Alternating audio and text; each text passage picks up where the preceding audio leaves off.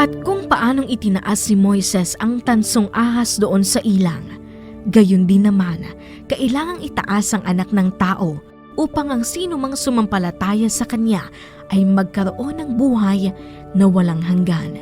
Sapagkat gayon na lamang ang pag-ibig ng Diyos sa sangkatauhan, kaya't ibinigay niya ang Kanyang kaisa-isang anak upang ang sino mang sumampalataya sa Kanya ay hindi mapahamak, kundi magkaroon ng buhay na walang hanggan.